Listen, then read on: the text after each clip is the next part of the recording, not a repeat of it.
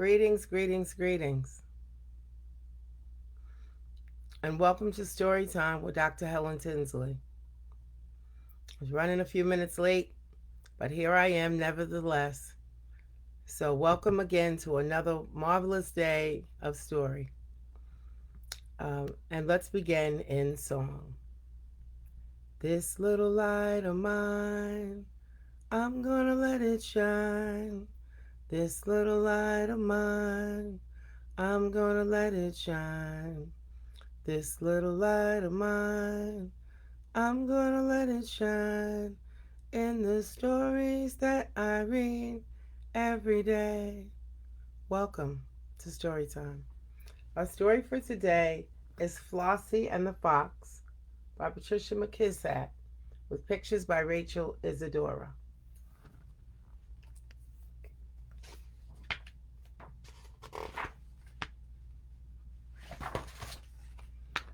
Flossie!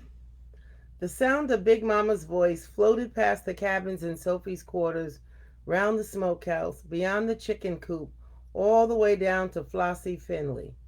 Flossie tucked away her straw doll on a hollow log, then hurried to answer her grandmother's call.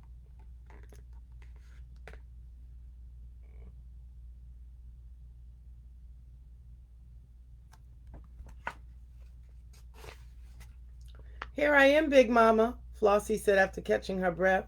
It was hot, hotter than a usual Tennessee August day. Big Mama stopped sorting peaches and wiped her hands and face with her apron.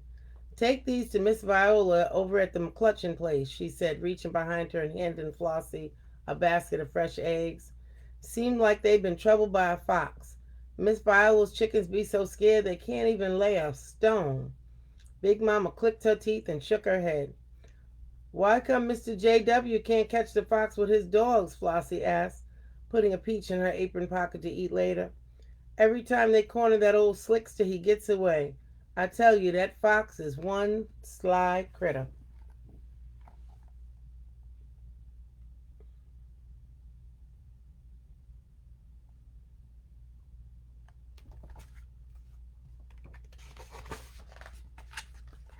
How do a fox look? Flossie asked. I just remember ever seeing one. Big Mama had to think a bit. Child, a fox be just a fox. But one thing for sure, that rascal loves eggs. He'll do most anything to get us some eggs. Flossie tucked the basket under her arms and started on her way. Don't tarry now, Big Mama called, and be particular about them eggs. Yes'm, Flossie answered. The way through the woods was shorter and cooler than the road route under the open sun. What if I come upon a fox? Thought Flossie. Oh well, a fox be just a fox. That ain't so scary.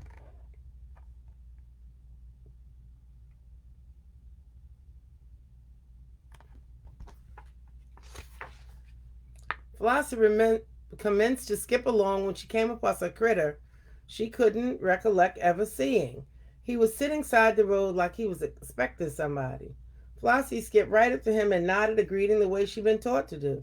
Top of the morning to you, little missy, the critter replied. And what is your name? I be Flossie Finley, she answered with a proper curtsy. I reckon I don't know who you be either. Slowly the animal circled round Flossie. I am a fox, he announced, all the time eyeing the basket of eggs. He stopped in front of Flossie, smiled as best a fox can, and bowed. At your service.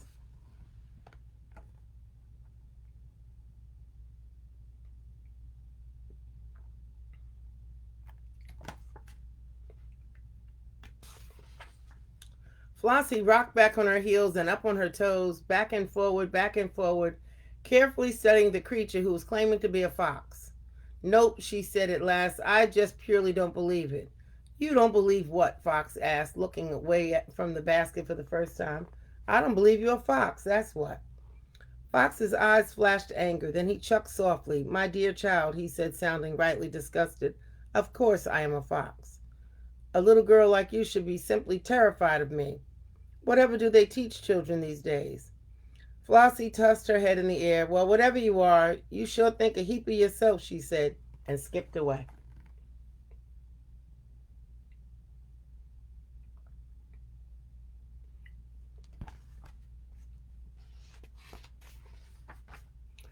Fox looked shocked. Wait, he called. You mean you're not frightened? Not just a bit?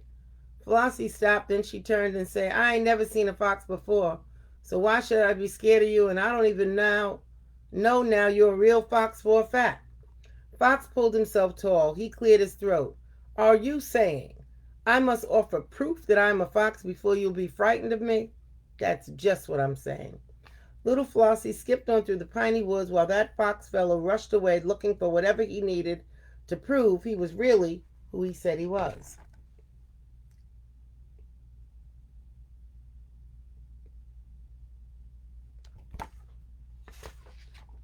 Meanwhile, Flossie stopped to rest beside a tree. Suddenly, Fox was beside her. I have the proof, he said. See, I have thick, luxurious fur. Feel for yourself. Fox leaned over for Flossie to rub his back. Feels like rabbit fur to me, she said to Fox. Shucks, you ain't no fox. You a rabbit all the time trying to fool me. Me, a rabbit, he shouted. I have you know my reputation precedes me. I am the third generation of foxes who have outsmarted and outrun Mr. J.W. McCutcheon's fine hunting dog. I have raided some of the best hen houses from Franklin to Madison. Rabbit indeed. I am a fox, and you will act accordingly. Flossie hopped to her feet. She put a free hand on her hip and patted her foot. Unless you can show a fox, I'll not accord you nothing. And without further ceremony, she skipped away.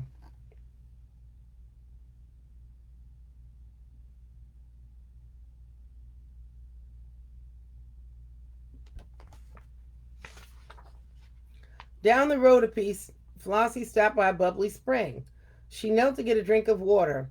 Fox came up to her and said, I have a long pointed nose. Now that should be proof enough. Don't prove a thing to me. Flossie picked some wildflowers. Come to think of it, she said matter of fact, rats got long pointed noses. She snapped her fingers. That's it. You a rat trying to pass yourself off as a fox. That near about took Fox's breath away. I beg your pardon, he gasped. You can beg all you wanna, Flossie said, skipping on down the road. That still don't make you no fox. I'll teach you a thing or two, young lady, Fox called after her. You just wait and see.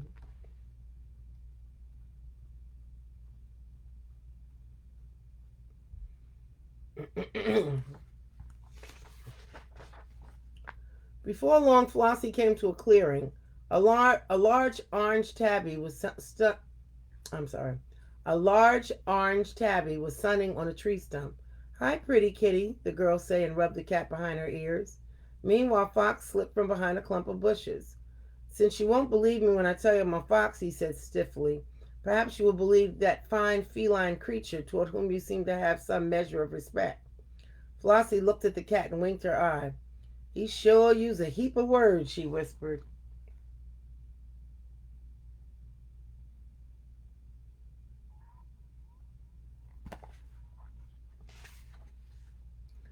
Fox beckoned for Cat to speak up.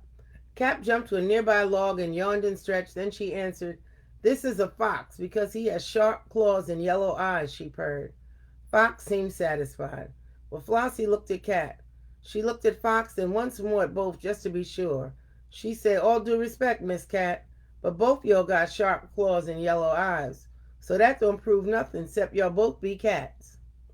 Fox went to howling and running round in circles. He was plumb beside himself. I am a fox and I know it, he shouted. This is absurd. No call for you to use that kind of language, Flossie said, and she skipped away.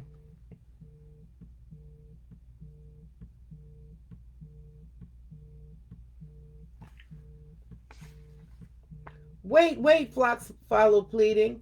I just remembered something. It may be the solution to this, the horrible situation. Good, it's about time. I have a bushy tail. Fox seemed to perk up. That's right, he said. All foxes are known for their fluffy, bushy tails. That has got to be adequate proof. Ain't got to be. You got a bushy tail, so do squirrels. Flossie pointed to one overhead, hanging from branch to branch in the treetops. Here, have a bite of peach, she said, offering Fox first bite of her treat. But Fox was crying like a natural-born baby. No, he sobbed. If I promise you I'm a fox, won't that do? Flossie shook her head no.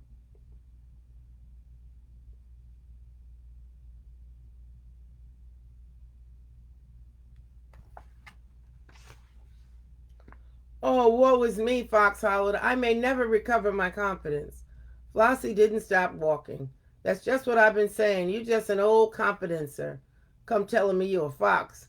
Then can't prove it. Shame on you. Long about that time, Flossie and the fox came out of the woods.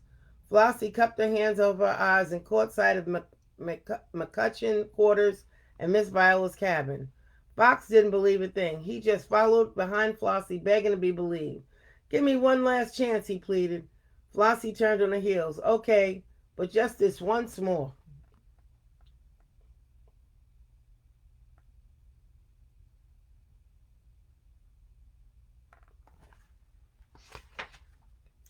Fox tried not to whimper, but his voice was real unsteady like. I have sharp teeth and I can run exceedingly fast. He waited for Flossie to say something. Suddenly the girl rocked from heel to toe, back and forward. You know, she finally said, smiling, it don't make much difference what I think anymore. What? Fox said. Why? Because there's one of Mr. J.W. McCutcheon's hounds behind you. He's got sharp teeth and can run fast too. And by the way that hound's looking, it's all over for you.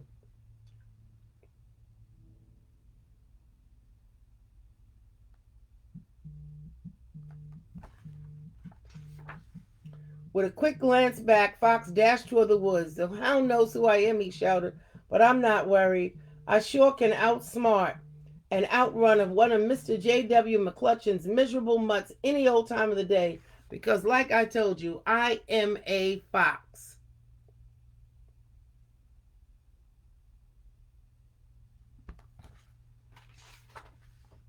I know, said Flossie, I know. And she turned toward Miss Viola's with the bag of eggs safely tucked under her arms. And that, my dear friends, is the story of Flossie and the fox.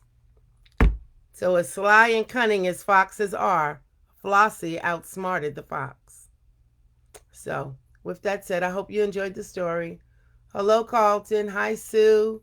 Hi, Nadine. And hi, Aunt Carol. I hope you'll enjoy the stories. And to all the children that may watch, I hope you enjoy it as well. I will see you tomorrow, same time, same place. Have a good day.